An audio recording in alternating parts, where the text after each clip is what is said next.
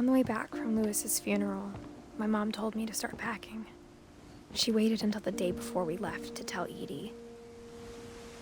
I'm not sure if she wanted to make it easier or harder.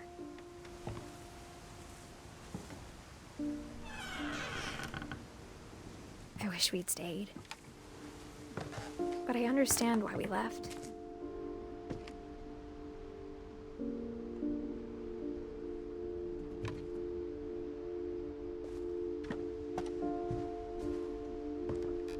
My mom ended up leaving everything behind.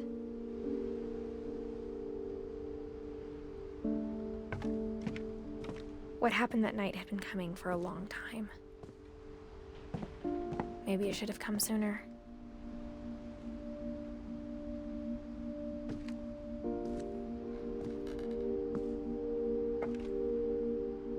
But it had to end one way or another. All that's left now is to tell you about that last night.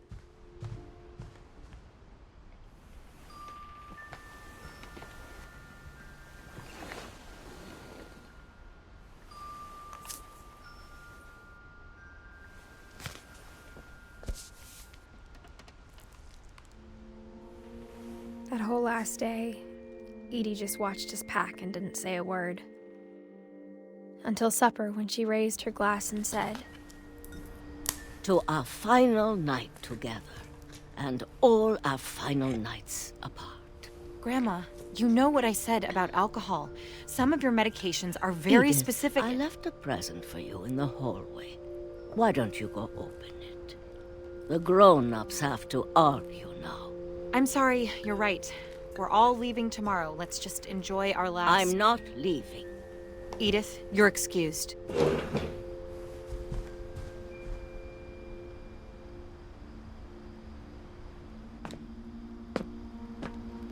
The power had been shut off that morning, but Edie always had plenty of candles. When my mom sealed the library, I don't think she knew about the other entrance, or that Edie had a key to it.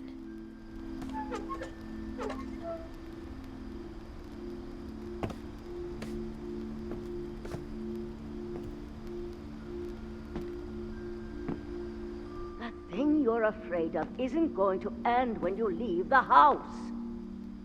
Edith has a right to know these stories. My children are dead because of your stories. I think it's best if Edith and I leave tonight. We'll have the nursing home send a van for you in the morning, okay?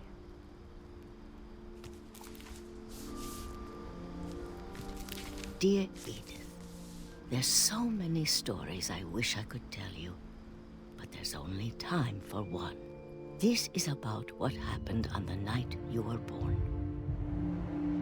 That night, the tide went way, way out. It was the first and last time I ever saw the old house aground.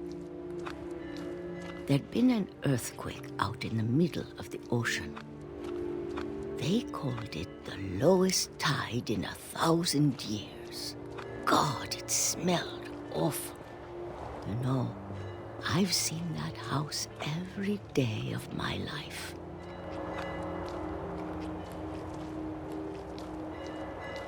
But I never thought I'd go back to it. When the fog rolled in, I lost my way.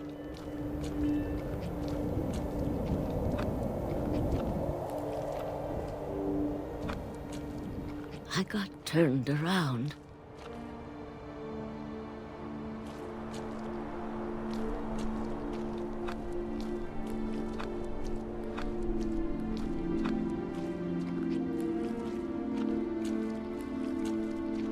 For a while, I wondered.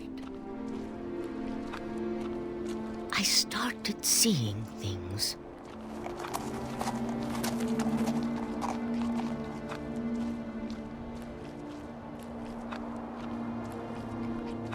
Things I'd forgotten had ever existed.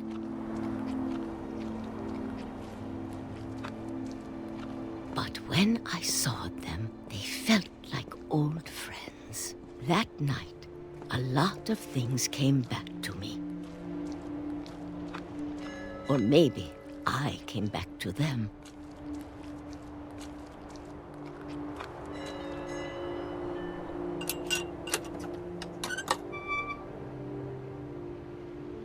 Things I can't explain, but that I need you to try and... Edith, what are you doing in here? It's mine. Edith! Mom, you're gonna rip it! Let go!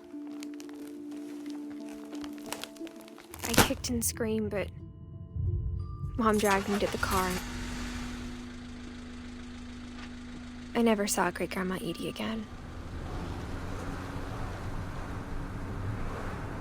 The next morning, the van came to pick her up, but she was already gone. After that, we moved around a lot.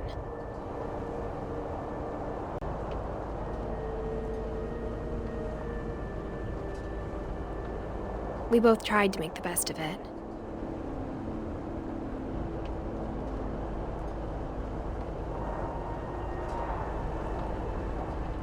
A few years went by.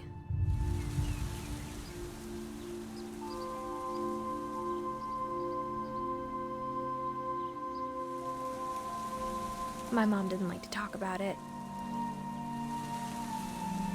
but she started getting sick a lot. The rest happened pretty quickly.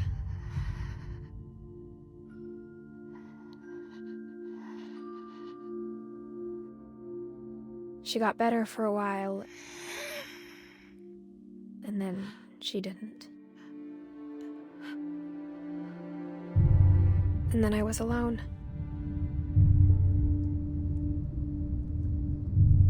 The last Finch left alive.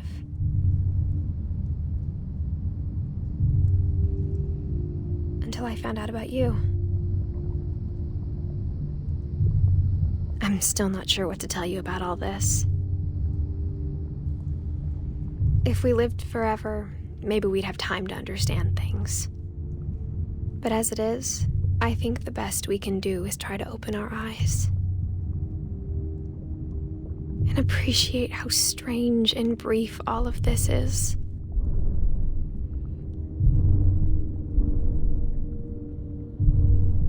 This journal was supposed to be for you. But now I hope you'll never see it. I just want to meet you and tell you all these stories myself. But I guess if you're reading this now, things didn't work out that way.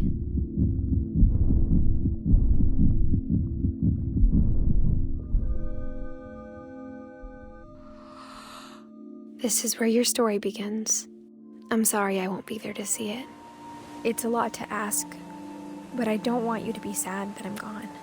I want you to be amazed that any of us ever had a chance to be here at all. Good luck.